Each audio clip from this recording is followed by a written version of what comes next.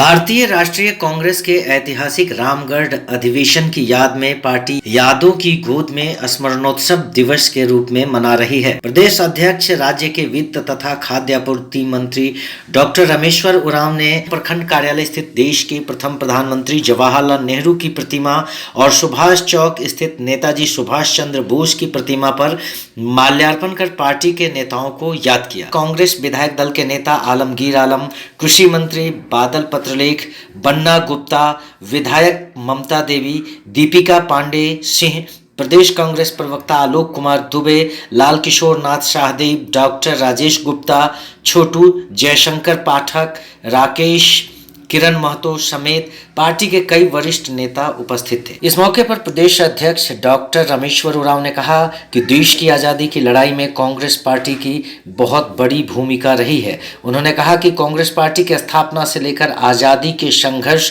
और आज़ादी के बाद देश निर्माण में कांग्रेस की भूमिका इतिहास में हमेशा स्वर्ण अक्षरों में लिखी जाएगी। उन्होंने कहा कि जिन महान देशभक्तों के संघर्ष और बलिदान से देश को आज़ादी मिली, उन्हें कभी भुलाया नहीं जा सकता। पार्टी आज भी उनके दिखाए रास्ते पर चलने के लिए कृत संकल्पित है।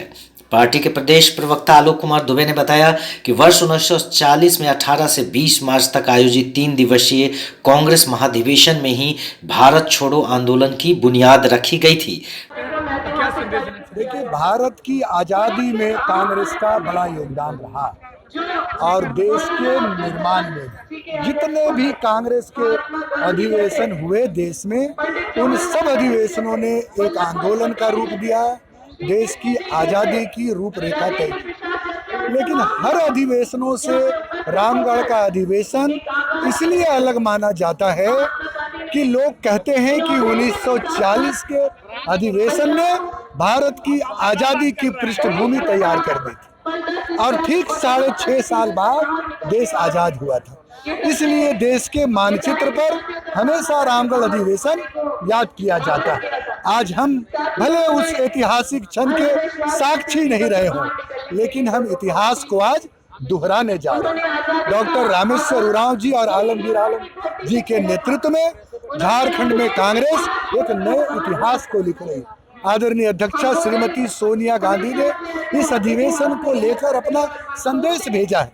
हम उस समाधि स्थल पर भी गए जहां राष्ट्रपिता की अस्थियां रखी हुई है और हमने संकल्प लिया है कि जो अनमोल भजन से आपने देश को एक सूत्र में पिरोने का काम किया था, हम उसे आगे लेकर के चलने का काम करेंगे। पार्टी के प्रदेश प्रवक्ता लाल किशोर नाथ शाहदेव ने कहा कि देश को आज़ादी मिलने के बाद जब राष्ट्रपिता बापू की हत्या कर दी गई तो उनकी इच्छा के अनुरूप बापू की अस्थियों को रामगढ़ लाया गया था। देखिए, हमारी पार्टी की परंपरा रही है कि हम अपने पूर्वजों के, हमारे जो महान विभूति थे, उनको हम याद करते हैं, स्मरण करते हैं और उनके बताए हुए मार्ग पर चलने का पूरा प्रयास करते हैं।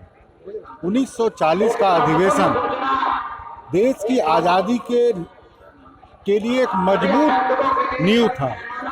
उसी में ये नारा आया था कि पूर्ण स्वराज के अलावा हमें कुछ भी स्वीकार नहीं। और यदि हम देखेंगे तो जो कांग्रेस का इतिहास है वही देश का इतिहास है। और दामोदर नदी के तट पर अस्थियां विसर्जित की गई थी। आज भी रामगढ़ का गांधी घाट उनकी याद दिलाता है। पार्टी के प्रदेश प्रवक्ता राजेश गुप्ता छोटू ने कहा कि दामोदर नदी के किनारे जंगलों के झुरमुट में इस अधिवेशन के लिए सैकड़ों पंडाल लगाए गए हैं। देखिए, 1940 में इसी रामगढ़ की माटी में कांग्रेस का अधिवेशन हुआ था। उसमें देश के महापुरुषों ने आए थे, आज़ादी की लड़ाई जिन्होंने लड़ा था, उनके नेतृत्व में यहाँ पर 53वां अधिवेशन हुआ था इसी दामोदर नदी के किनारे में। और आज उन्हीं को स्मरण उत्सव के रूप में हम लोग यादों की गोद में लेकर एक प्रोग्राम हो रही है कि हमारा इतिहास क्या है और कांग्रेस पार्टी की विचारधारा जो है वो देश की विचारधारा है। दोनों आप देश को देखिए, एक तरफ कांग्रेस पार्टी को तो लगेगा आपको कि जो कांग्रेस पार्टी की विचारधारा है या कार्यशैली है वो देश की विचारधारा, देश की कार्यशैली है। तो आज़ादी की लड़ाई में जिन महापुरुषों ने यहाँ पर आकर के आज़ादी की लड़ाई की फाइनल पृष्ठभूमि को तैयार किया था 1940 में, उसी को स्मरण उत्सव के रूप में हम लोग यहाँ पर मनाते हैं। हमारे प्रदेश के अध्यक्ष डॉक्टर रामेश्वर उरांव जी के नेतृत्व में, उनके कुशल सोच और कुशल नेतृत्व में इस प्रकार हम लोग उस 1940 में जो हमारे महापुरुषों ने, महात्मा गांधी ने, लाल बहादुर शास्त्री ने, सरदार पटेल ने, मौलाना आजाद ने, इन सारे नेताओं ने जो सोच थी इस देश की आजादी कैसे है, उसकी पृष्ठभूमि इसी माटी, रामगढ़ की माटी से निकली है। उसी के स्मरणोत्सव को लेकर हम लोग मनाए। आपने देखा होगा कि यहाँ पर राज्य के 3-3, 4-4 मंत्री, 10-10 विधायक सारे प्रखंडों से। आज के इस कार्यक्रम के बाद कांग्रेस आपको क्या लगता है कितना मजबूत होगा इस कार्यक्रम? देखिए, बात यह है कि देश का इतिहास को अभी के जो पीढ़ी है हमारी, उनको जानना होगा कि देश किस विकम परिस्थिति में जूझते हुए हमारे नेताओं ने इस देश को आजाद किया था, और उस आजादी की लड़ाई में कितनी बलिदानें हुई थी। उस क्रूर शासक अंग्रेजों के खिलाफ जिस प्रकार गांधी जी ने अहिंसावादी तरीके से पूरे देश में आंदोलन चलाया, पटेल की सोच थी, सरदार पटेल की सोच थी, मौलाना आजाद की सोच थी, नेहरू जी की सोच थी, राजेंद्र प्रसाद की सोच थी। उन सोच से ये इस देश का निर्माण आज हुआ है। आज विश्व गुरु की बात लोग करते हैं। देशपत्र के लिए रामगढ़ से चंदन सिन्हा की रिपोर्ट। जुड़िए हमारे चैनल से और लेटेस्ट अपडेट के लिए हमारा चैनल सब्सक्राइब कीजिए और बेल आइकॉन प्रेस कीजिए।